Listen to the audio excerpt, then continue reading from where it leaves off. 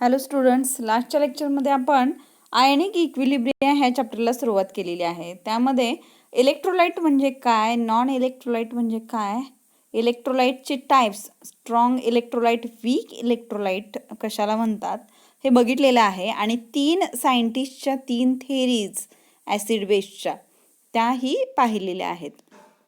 Arrhenius theory, लोरी ब्रोन्स्टेड theory आणि Lewis acid base theory, ह्या 3 थेरीज आपण काय केलेल्या आहेत, लास्टच्या लेक्चरला स्टडी केलेल्या आहेत. ठीक आहे. आता इथे फक्त आपण आयनिक इक्विलिब्रिया ह्या चॅप्टरमध्ये जे इलेक्ट्रोलाइट्स, वीक इलेक्ट्रोलाइट्स आहेत, ठीक आहे, वीक ॲसिड, वीक बेसेस जे आहेत त्यांचा स्टडी इथे आपल्याला करायचा आहे. आयनिक इक्विलिब्रियम म्हणजे काय, आयन्स जे डिसोसिएट होतात आणि अनडिसोसिएट राहतात त्यांच्यामध्ये इक्विलिब्रियम एस्टॅब्लिश झालेलं असतं. त्यावेळी त्या कंडिशनला आपण काय म्हणतो, आयनिक इक्विलिब्रियम. ठीक आहे. इक्विलिब्रियम म्हणजे काय आणि ते कशा पद्धतीनं आपण एखाद्या रिॲक्शनमध्ये दाखवतो हे आपण लास्ट इयरमध्ये पाहिलेलं आहे. तरीही इक्विलिब्रियम हे आपण कशा पद्धतीनं पाहतो, तर एखादी रिॲक्शन दिली असेल तर ती डबल ॲरोनं दाखवतो. म्हणजे कसं, फॉरवर्ड रिॲक्शनचा एक ॲरो असतो आणि बॅकवर्ड रिॲक्शनचा एक ॲरो असतो. म्हणजे reactant get converted into product, product get further converted into reactant, अशा पद्धतीची जी प्रोसेस असते त्याला आपण काय म्हणतो, तिथे इक्विलिब्रियम एस्टॅब्लिश झालेलं आहे. अशा पद्धतीचंच इक्विलिब्रियम हे केव्हा एस्टॅब्लिश होतं, ज्यावेळी एखाद्या कंपाऊंडमध्ये किंवा असा कंपाऊंड जो वीक इलेक्ट्रोलाइट आहे, म्हणजे पार्शली डिसोसिएट होतो त्यांच्या आयन्समध्ये इन ॲक्वियस सोल्युशन. ॲक्वियस सोल्युशनमध्ये आपण ज्यावेळी तो टाकतो त्यावेळी कसा होणार, तो पार्शली डिसोसिएट होणार. म्हणजे जर 100 ग्रॅम आपण एखादा कंपाऊंड वीक इलेक्ट्रोलाइटचा घेतला, लक्षात येते काय सांगते मी, 100 ग्रॅम जर आपण कंपाऊंड पाण्यामध्ये टाकला, त्यापैकी 95% डिसोसिएट झाला आयन्समध्ये, आयन्स मिळाले त्याचे, आणि 5 ग्रॅम अनडिसोसिएट झाला, किंवा कसंही असू शकतं. आता वीक इलेक्ट्रोलाइट हे जे आहेत ते 95% डिसोसिएट होण्यापेक्षा कसे असतात, 5% डिसोसिएट होतात. म्हणूनच त्याला आपण काय म्हणतो, वीक इलेक्ट्रोलाइट आहे. म्हणजे तो कमी प्रमाणात डिसोसिएट होतो त्याच्या आयन्समध्ये. लक्षात येते काय सांगते. स्ट्रॉंग इलेक्ट्रोलाइट कसे असतात, जास्तीत जास्त त्यांचे मॉलिक्युल्स हे जे असतात ते डिसोसिएट होतात. म्हणजे स्ट्रॉंग इलेक्ट्रोलाइटमध्ये 95 ग्रॅम डिसोसिएटेड मॉलिक्युल्स आपल्याला बघायला मिळतात. आणि वीक इलेक्ट्रोलाइटमध्ये त्याच्याबरोबर रिव्हर्स, 5 ग्रॅम डिसोसिएट होणार आणि 95 ग्रॅम हे काय राहणार, अनडिसोसिएटेड तसेच राहणार. मग आपल्याला इथे इक्विलिब्रियम एस्टॅब्लिश झालेला आहे. आयनिक इक्विलिब्रियम म्हणजे काय, आयनिक फॉर्ममध्ये गेलेले जे मॉलिक्युल्स आहेत आणि अनडिसोसिएट झालेले नॉन आयनिक फॉर्ममध्ये जे मॉलिक्युल्स आहेत त्यांच्यामध्ये जो इक्विलिब्रियम फॉर्म झालेला आहे त्याला आपण काय म्हणतो, आयनिक इक्विलिब्रियम. लक्षात आलं. आणि ज्या थेरीज वेगवेगळ्या सायंटिस्टनी मांडलेल्या आहेत त्याही परत एकदा रिकॉल करूया आपण. थेरीमध्ये काय सांगितलेलं आहे पहा, ॲसिड बेस म्हणजे काय हे 3 सायंटिस्टनी सांगितलेलं आहे. अरेनियस या सायंटिस्टनं काय सांगितलं आहे, the substance which produces H plus ions in aqueous solution is acid, and the substance which gives OH minus ion in aqueous solution is a base. अशा पद्धतीने ॲसिड बेसची थेरी अरेनियसनं सांगितलेली. ॲक्वियस सोल्युशन इथे डोळ्यासमोर ठेवून त्यानं त्याची थेरी मांडलेली होती. देन लोरी ब्रोन्स्टेड ह्या 2 सायंटिस्टनी ॲसिड बेसच्या थेरीमध्ये काय सांगितलं, acid is a substance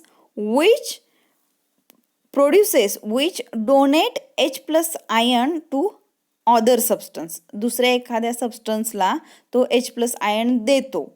and बेसची डेफिनेशन लोरी ब्रोन्स्टेडनं काय सांगितले, बेस इज अ सबस्टन्स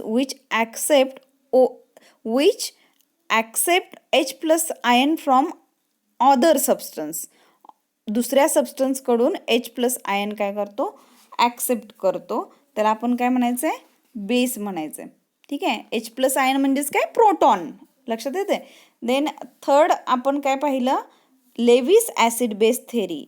तुम्हाला लक्षात ठेवण्यासाठी मी सांगितलेलं होतं ॲसिड इज अ ॲक्सेप्टर. म्हणजे इथं इलेक्ट्रॉन रिच स्पेसिस काय करते, इलेक्ट्रॉन डेफिशियंट स्पेसिसला इलेक्ट्रॉन पेअर ही जी असते स्वतःजवळची ते शेअर करून कोऑर्डिनेट बॉन्ड फॉर्म करण्याचं काम करते. लक्षात आलं. म्हणजे इलेक्ट्रॉन रिच स्पेसिस ही जी आहे ती बेस असते, ती काय करते, इलेक्ट्रॉन डोनेट करते. Electron donor is a base and electron acceptor is acid. ठीक आहे. देन आपण ॲम्फोटेरिक नेचर पाहिलं वॉटरचं. वॉटर हा ॲसिड म्हणूनही ॲक्ट होतो आणि बेस म्हणूनही ॲक्ट होतो. देन नेक्स्ट आपण काय बघायचं, ionisation of acid and bases. Ionisation of acids and bases. ह्यामध्ये ॲसिड आणि बेसेसचं आयनायझेशन कशा पद्धतीनं होतं आणि आपल्याला हेच लागणार आहे, कारण ॲसिड आणि बेसिस, स्ट्रॉंग ॲसिड असतील, स्ट्रॉंग बेसिस असतील, हे तुम्ही लक्षात ठेवायचं आहे. कारण आपल्याला परत ह्याचे strong acid, strong bases, weak acid, weak bases यांचे सॉल्ट्स बघायचे आहेत, कशा पद्धतीनं फॉर्म होतात. त्यामुळं हे strong acid, strong bases, weak acid, weak bases हे तुम्ही लक्षात ठेवणं फार महत्त्वाचं आहे. ठीक आहे. आता इथं 2 रिॲक्शन्स दिलेत, पेज नंबर 49 वरती आपल्याला दिसतात. 2 रिॲक्शन्स आहेत. HCl gives H+ ion and Cl- ion. HCl काय करतं, आपल्याला H+ आयन आणि Cl- आयन देतं. ठीक आहे. NaOH Na+ ion and OH- ion. आता इथं आपल्याला डबल ॲरो दिसतोय का कुठे? कुठेही दिसत नाही. ह्या दोन्ही रिॲक्शनमध्ये HCl NaOHच्या रिॲक्शनमध्ये डबल ॲरो आपल्याला दिसत नाही. म्हणजेच हे डिसोसिएट होताना कसे होतात, स्ट्रॉंग ॲसिड आणि स्ट्रॉंग बेस आहे. हे दोन्ही रिॲक्शन, HCl हे स्ट्रॉंग ॲसिड आहे, NaOH हे स्ट्रॉंग बेस आहे. दोन्ही रिॲक्शन हे मध्ये जे आयन्स आहेत ते कम्प्लिटली डिसोसिएट होतात. ठीक आहे. परत H+ आयन आणि Cl- आयन कंबाईन होऊन त्यांचं कॉम्बिनेशन होऊन HCl इथं फॉर्म होत नाही. इक्विलिब्रियम इथं अटेंड होत नाही स्ट्रॉंग ॲसिड आणि स्ट्रॉंग बेसमध्ये. एवढं लक्षात ठेवायचं आहे. आता टिपिकल स्ट्रॉंग ॲसिड कोणकोणते आहेत, HCl, HNO3, H2SO4, HBr, HI ही टिपिकल स्ट्रॉंग ॲसिड्स आहेत. ठीक आहे. आणि स्ट्रॉंग बेसिस कोणकोणते आहेत, NaOH आणि KOH ही 2 स्ट्रॉंग बेसिस आहेत, sodium hydroxide and potassium hydroxide. तुम्ही लक्षात ठेवायचं आहे इथं स्ट्रॉंग ॲसिड कोणता आहे, स्ट्रॉंग बेस कोणता आहे. देन वीक ॲसिड आणि वीक बेस हे जे आहे ती कोणकोणती आहेत बघा, एक्झाम्पल दिलेली आहेत आणि इथं डबल ॲरो दिसतोय आपल्याला. ठीक आहे. दोन्ही रिॲक्शन्स ज्या पेज नंबर 49 वरती खाली दिलेल्या आहेत त्या दोन्ही रिॲक्शनमध्ये आपल्याला काय दिसतात, इक्विलिब्रियम एस्टॅब्लिश झालेलं दिसतंय. म्हणजे वीक ॲसिड वीक बेसिसमध्ये इक्विलिब्रियम, आयनिक इक्विलिब्रिया बघायला मिळतो आपल्याला. आणि ते डिसोसिएट कसे होतात, CH3COO- acetic acid dissociate into CH3COO- and H+ ion. ठीक आहे. ॲक्वियस सोल्युशन, पाण्यामध्ये ॲसिटिक ॲसिड टाकल्यानंतर 2 पद्धतीचे आयन्स तो देतो आणि हे 2 आयन्स परत कंबाईन होऊन ॲसिटिक ॲसिड बॅकवर्ड रिॲक्शन आपल्याला मिळू शकतं. म्हणून त्या इक्विलिब्रियमचे ॲरो इथं दाखवलेले आहेत. ठीक आहे. हे झालं वीक ॲसिड. ॲसिटिक ॲसिड हे जे आहे ते वीक ॲसिड आहे. ठीक आहे. वीक ॲसिड अजून कोणकोणते आहेत बघा, formic acid, then HF, H2S ही सगळी वीक ॲसिडची एक्झाम्पल आहेत. ठीक आहे. Acetic acid, formic acid, then HF, H2S ही सगळी वीक ॲसिड्स आहेत. NH4OH ठीक आहे, हे वीक बेस आहे. आणि NH4OH हे कसं डिसोसिएट होतं, NH4OH gives NH4+ and OH- ion. NH4+ आणि OH- आयन हे आपल्याला इथं ते देतात. म्हणजे अमोनियम हायड्रॉक्साईड, अमोनियम आयन आणि हायड्रॉक्साईड आयन ह्याच्यामध्ये डिसोसिएट होतं. आता इथं वीक बेसिस अजून कोणती आहेत, फेरिक हायड्रॉक्साईड, कॉपर हायड्रॉक्साईड ही 2 एक्झाम्पल वीक बेसिसची आहेत. FeOH thrice and CuOH twice ही 2 एक्झाम्पल वीक बेसिसचे आहेत. वरती एक दिलेलेच आहे already.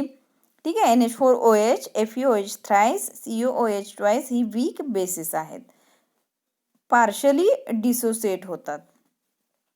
Then next 3.4.1 dissociation constant of weak acids and weak bases. Dissociation constant for acid कशा पद्धतीने आपण दाखवू शकतो. जनरल एक्झाम्पल इथं दिलेलं आहे. Dissociation of weak acid HA in water expressed as. Reaction दिलेली आहे आपल्याला. डिसोसिएशन कशा पद्धतीनं दाखवायचं आहे. HA gives rise to H plus ion and A minus ion in aqueous solution. म्हणजे HA हा कंपाऊंड जर आपण गृहीत धरला तर तो कसा डिसोसिएट होतो. H प्लस आयन आणि A मायनस आयनमध्ये डिसोसिएट होतो. ठीक आहे. एक ॲनायन आणि एक कॅटायन इथं असणार आहे. Equilibrium constant called acid dissociation constant for this equilibrium. K म्हणजे ॲसिड डिसोसिएशन कॉन्स्टंट हा कसा दाखवतो आपण. आता प्रोडक्टमध्ये जे आयन्स मिळालेले आहेत ते अंशामध्ये ठेवायचे आहे, न्यूमरेटरमध्ये ठेवायचं आहे. आणि रिॲक्टंटमधला जो पार्ट आहे तो काय करतो आपण डिनॉमिनेटरमध्ये ठेवतो. डिवाइडला ठेवायचं आहे म्हणजे छेदामध्ये ठेवतो आपण. ठीक आहे. स्क्वेअर ब्रॅकेटला आपण काय म्हणतो कॉन्सन्ट्रेशन.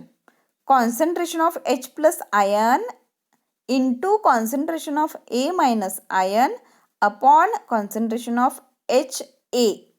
ठीक आहे. के ची value dissociation constant of weak acid किंवा डिसोसिएशन कॉन्स्टंट ऑफ ॲसिड हे अशा पद्धतीने आपण दाखवतो. तशाच पद्धतीनं आपण dissociation constant for weak base हे दाखवू शकतो. जनरल इथे रिॲक्शन एक घेतलेली आहे. BOH म्हणजे तुम्हाला आता मगाशीच सांगितल्याप्रमाणे OH हायड्रॉक्साईड आयन तर बेसमध्ये असणार आहे. ठीक आहे. BOH हे बेसचं एक एक्झाम्पल आहे वीक बेसचं. ते डिसोसिएट कसं होतं B minus and OH B plus and OH minus. B plus and OH मायनसमध्ये डिसोसिएट होतो. आणि KB त्याचा कसा दाखवतो आपण वरती आपण वीक ॲसिडसाठी दाखवलेला आहे डिसोसिएशन कॉन्स्टंट फॉर ॲसिड. तसाच इथं डिसोसिएशन कॉन्स्टंट फॉर बेससाठी आपण रिॲक्शन लिहू शकतो. म्हणजे KB is equal to concentration of B plus and into concentration of OH minus upon concentration of BOH. ठीक आहे. The equilibrium constant for dissociation equilibrium of weak acid or weak base हे आपण बघितलेलं आहे. Then next point 3.4.2 ह्यामध्ये Ostwald dilution law. Arrhenius कन्सेप्टमध्ये आपण जे वीक ॲसिड अरेनियस कन्सेप्टमध्ये आपण काय पाहिलं ॲसिड बेसच्या डेफिनेशन पाहिल्यात. आता ओस्टवाल्डनं काय केलं त्याचा लॉ हा सांगितलेला आहे 1888 मध्ये. ओस्टवाल्ड डायल्युशन लॉ 1888 मध्ये त्यानं त्याचा लॉ मांडलेला आहे. त्यामध्ये त्यानं काय सांगितलं वीक ॲसिड आणि वीक बेस हे कशा पद्धतीनं डिसोसिएट होतात आणि रिलेशन काय सांगितलं बघा. पहिल्यांदा आपण वीक ॲसिडसाठी पाहूया. इक्विलिब्रियम HAचं कशा पद्धतीने एस्टॅब्लिश होतं. डिसोसिएट मॉलिक्युल्स कशा पद्धतीनं होतात. पार्टली डिसोसिएट झालेले आयन्स कोणते ते इक्वेशनमध्ये दाखवलेले आहे. रिॲक्शन इथं दिसते आपल्याला. ठीक आहे. देन डिसोसिएशन कॉन्स्टंट वरती बघितल्याप्रमाणे ॲसिडसाठी आपण Ka is equal to concentration of H plus ion into concentration of A minus ion upon concentration of HA अशा पद्धतीनं डिसोसिएशन कॉन्स्टंट आपण लिहितो. ठीक आहे. हे वरती आपण पाहिलेलंच आहे. Suppose 1 mole of acid HA is initially present in volume fee DM cube. म्हणजे 1 मोल ॲसिडचा असेल फी DM क्यूब व्हॉल्यूममध्ये सोल्युशनच्या. ठीक आहे. तर equilibrium at equilibrium the fraction dissociated would be alpha. म्हणजे इक्विलिब्रियम अटेन ज्यावेळी होतं त्यावेळी जे डिसोसिएटेड मॉलिक्युल्स जे आहेत ते आपण काय म्हणायचं आहे ॲझ्युम करायचं आहे अल्फा. ठीक आहे. म्हणजे इथं 2 आयन्स मिळालेले आहेत वरच्या इक्वेशनमध्ये H प्लस आयन आणि A मायनस आयन हा जो वरती मिळालेला आहे वरच्या रिॲक्शनमध्ये इथं लक्ष द्या. H प्लस आयन आणि A मायनस आयन तो काय ॲझ्युम करायचं आहे डिसोसिएटेड मॉलिक्युल्स अल्फा डिसोसिएट करायचे. अल्फा म्हणजेच काय degree of dissociation. Degree of dissociation of acid. लक्षात आलं.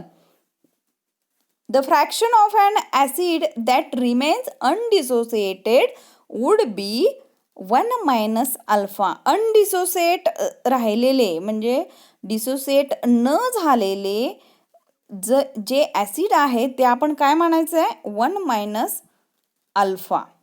लक्षात येतं इथं डिसोसिएट आणि अनडिसोसिएट. एक साधं एक्झाम्पल देते मी. आपल्याजवळ 10 चॉकलेट्स आहेत. ठीक आहे, 10 चॉकलेट आपण काय केले ते पाण्यामध्ये डिझॉल्व केले म्हणजे पाण्यामध्ये टाकले. त्यातले फक्त 4 चॉकलेट डिझॉल्व झाले, पाण्यामध्ये पूर्णतः विरघळलेत आणि उरलेले 6 चॉकलेट्स काय झाले आहे तसेच राहिलेत, अनडिसोसिएट झाले म्हणजे विरघळले नाहीत. ठीक आहे, 10 चॉकलेटपैकी किती विरघळलेत? 4 डिझॉल्व झालेत, विरघळलेले आहेत.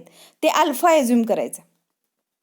लक्षात आलं, विरघळलेले चॉकलेट्स 4 आहेत ते अल्फा ॲझ्युम करा. मग न विरघळलेली चॉकलेट्स जी आहेत ते आपण कसे काढतो? 10 वजा 4 म्हणजे कशा पद्धतीनं आपण 1 मोल घेतलेला आहे कंपाऊंडचा आणि विरघळले डिझॉल्व झालेले जे मोल्स आहेत, डिसोसिएट झालेले जे मोल्स आहेत, डिझॉल्व म्हणण्यापेक्षा आपण डिसोसिएशन हा वर्ड इथं यूज करायचा आहे. डिसोसिएट झालेले मोल्स किती आहेत? अल्फा. लक्षात येत आहे, 1 मोल त्यामध्ये डिसोसिएट झालेले अल्फा आहेत आणि अनडिसोसिएट म्हणजे शिल्लक डिसोसिएट न झालेले कसे काढणार? 1 मायनस अल्फा. आपण चॉकलेटचं एक्झाम्पल दिलेलं आहे, 10 वजा 4 केले तर आपल्याला अनडिसोसिएट म्हणजे न विरघळणारी चॉकलेट्स मिळाली. तशाच पद्धतीने इथं आपण काय करायचं आहे, थोडंसं लॉजिक लावायचं आहे. इथं वरती दिसतंय, इथं नेक्स्ट पेजवरती पेज नंबर 50 वरती आपल्याला अमाऊंट प्रेझेंट ॲट इक्विलिब्रियम पर मोल अमाऊंट किती दिसतंय? HA गिव्स इक्विलिब्रियमचा ॲरो दिसतो इथं रिॲक्शनमध्ये H+ आणि A- हीच मगाशी पाहिलेली रिॲक्शन आहे. Amount present at equilibrium 1 minus alpha असणार आहे. डिसोसिएट झालेले मॉलिक्युल्स अल्फा, H+ अल्फा आणि A- सुद्धा alpha. Concentration at equilibrium concentration किती असणार आहे? 1 minus alpha upon phi HA साठी असणार आहे. H+ साठी अल्फा अपॉन फी आणि A- साठी अल्फा अपॉन फी इतकं असणार आहे. Thus at equilibrium concentration of HA इक्विलिब्रियमला कॉन्सन्ट्रेशन किती असणार आहे? 1 मायनस अल्फा अपॉन फी. लक्षात आलं, मोल पर DM³ आणि concentration of H+ ion is equal to concentration of A- ion सेमच आहे. ते किती आहे? अल्फा अपॉन फी मोल पर DM³. आता ह्या ज्या व्हॅल्यूज आहेत ह्या इक्वेशन नंबर 3.3 मध्ये घालायचे आहेत. म्हणजे KAची व्हॅल्यू आपण जी कॅल्क्युलेट केलेली आहे, KA काढलेला आहे रिॲक्शनवरून, त्या इक्वेशनमध्ये ह्या व्हॅल्यू ज्या आहेत त्या घालायच्या आहेत आणि फायनल आपल्याला KAची व्हॅल्यू कोणती मिळते? Alpha square upon 1 minus alpha into fee. हे इक्वेशन करून पाहायचं आहे तुम्ही. ॲक्युरेट अशा पद्धतीची व्हॅल्यू 3.5चं इक्वेशन जे मिळालेलं आहे त्या पद्धतीचं इक्वेशन आपल्याला इथं मिळतं आहे. ठीक आहे, if C is the initial concentration of an acid in mole per DM³ and phi is the volume of in DM³ per mole, then concentration. जर इनिशियल कॉन्सन्ट्रेशन ॲसिडचं C असेल इन DM³ इन मोल per DM³ आणि volume fee सुद्धा काय आहे? DM³ पर मोलमध्ये असेल तर concentration C is equal to 1 upon phi, किंवा आपण काय म्हणू शकतो? Phi is equal to 1 upon C. पण आपल्याला इथं काय लागणार आहे? Concentration 1 upon phi. वरच्या 3.5 या इक्वेशनमध्ये आपल्याला 1 अपॉन फी हे दिसतंय. ठीक आहे, फी डिवाइडमध्ये दिसतंय आपल्याला, म्हणजे आपण C is equal to concentration is equal to 1 upon phi ही टर्म इथं 3.5 मध्ये पुट करू शकतो. आपल्याला वरचं 3.5 इक्वेशन कसं मिळतं आहे? KA is equal to alpha square into C upon, म्हणजे हे 1 अपॉन फीच्या ठिकाणी आपण काय केलं? कॉन्सन्ट्रेशन ही टर्म येते म्हणून C ही टर्म इथं इंट्रोड्यूस केली, म्हणजे इक्वेशन 3.6 आपल्याला मिळालं. लक्षात आलं. फॉर वीक ॲसिडसाठी for weak acid HA alpha is very small. Alpha हा काय असतो, फार कमी असतो. मी मगाशी एक्झाम्पल दिलेलं होतं. 100 ग्रॅम कंपाऊंड हा डिसोसिएट किती होणार, वीक ॲसिड असेल, वीक बेस असेल तर 5 ग्रॅम डिसोसिएट होतो किंवा 4 ग्रॅम डिसोसिएट होतो. आणि अनडिसोसिएट किती राहतो, म्हणजे मॅक्झिमम अनडिसोसिएट राहतो. ठीक आहे. मग इथं 1 minus alpha is nearly equal to 1, एक असं ॲझ्युम करायचं आहे फॉर वीक ॲसिड. मग इक्वेशन कसं मिळतं, K is equal to 1 minus alpha आपण एक जर धरला, ठीक आहे, एक ॲझ्युम केला तर केचं equation K is equal to alpha square upon phi. ठीक आहे, अल्फा स्क्वेअर अपॉन फी 3.5चं इक्वेशन हे अशा पद्धतीनं होणार. Alpha square upon phi 1 minus alpha आपण 1 ॲझ्युम केलं. ठीक आहे. आणि 3.6चं इक्वेशन कसं मिळणार, K is equal to alpha square into C. लक्षात येते, 3.5चं इक्वेशन 3.6चं इक्वेशन इथं आपण 3.7मध्ये बघतो. म्हणजे 1 मायनस अल्फाची व्हॅल्यू 1 ॲझ्युम केली त्यावेळी आपल्याला हे इक्वेशन 3.7 मिळतं. Then alpha is equal to फक्त रिअरेंज करायचं आहे. Alpha is equal to square root of K upon C और alpha is equal to square root of K into phi. ठीक आहे, हे तुम्हाला कॅल्क्युलेट करता येतं. हे इक्वेशन आपल्याला 3.8 अशा पद्धतीने मिळालेलं आहे. The degree of dissociation of weak acid is inversely proportional to the square root of its concentration. Inversely proportional to its concentration or directly proportional to square root of volume of the solution containing 1 mole of weak acid. म्हणजे degree of dissociation inversely proportional to concentration असणार आहे आणि directly proportional to volume, हे एवढं लक्षात ठेवायचं आहे.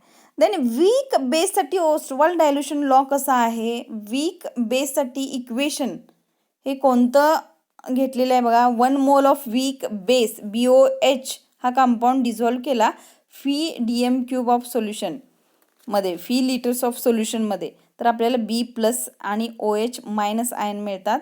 आणि सेम वीक ॲसिडसाठी जी आपण इक्वेशन्स पाहिलेले आहेत त्या पद्धतीनंच इथं इक्वेशन वीक बेससाठी मिळतं. म्हणजे अनडिसोसिएट राहणारे, इक्विलिब्रियम स्टेटला अनडिसोसिएट राहणारे मोल्स जे आहेत ते 1 मायनस अल्फा, डिसोसिएट झालेले मोल्स जे आहेत ते अल्फानं आपण दाखवतोय. म्हणजे B+ alpha, OH- alpha. Concentration at equilibrium same आपण वीक ॲसिडसाठी पाहिलेलं आहे त्याच पद्धतीनं 1 minus alpha upon V. Then B+ आणि OH- साठी सेम अल्फा अपॉन व्ही असणार आहे. लक्षात आलं. ॲट इक्विलिब्रियम स्टेटमध्ये सेम आपण बघितलेले वीक ॲसिडसाठी त्याच पद्धतीची इक्वेशन्स आपल्याला इथं मिळतात. फक्त आपण काय केलं, HAच्या ऐवजी BOH हा कंपाऊंड घेतलेला आहे आणि तशा पद्धतीनं ती रिॲक्शन आपण पाहिलेली आहे. आता ही रिॲक्शन जी आहे त्यामध्ये आपण काय करतो, व्हॅल्यू पुट करतो. Concentration of B+, concentration of OH- हे अल्फा अपॉन व्ही इतकं आहे, त्या व्हॅल्यू पुट करतोय. BOHची व्हॅल्यू, कॉन्सन्ट्रेशन ऑफ BOHची व्हॅल्यू पुट करतोय आणि आपल्याला dissociation constant of weak base काय मिळणार आहे, KB is equal to alpha square upon 1 minus alpha into phi इतकं मिळतं. ठीक आहे. आणि फायनल इक्वेशन आपल्याला वीक ॲसिड प्रमाणच इथं वीक बेसमध्ये कोणतं मिळतं, फक्त डिफरन्स कोणता आहे तुमच्या लक्षात आलं असेल. के तिथं डिसोसिएशन कॉन्स्टंट आहे ॲसिडसाठी, इथं KB आहे. डिसोसिएशन कॉन्स्टंट फॉर बेस आहे म्हटल्यानंतर KB आहे. Alpha is equal to square root of KB into phi and alpha is equal to square root of KB upon C. Degree of dissociation of weak बेससाठी काय आपल्याला equation मिळालं, weak base is inversely proportional to square root of its concentration and directly proportional to square root of volume of solution containing 1 mole of weak base. लक्षात आलं?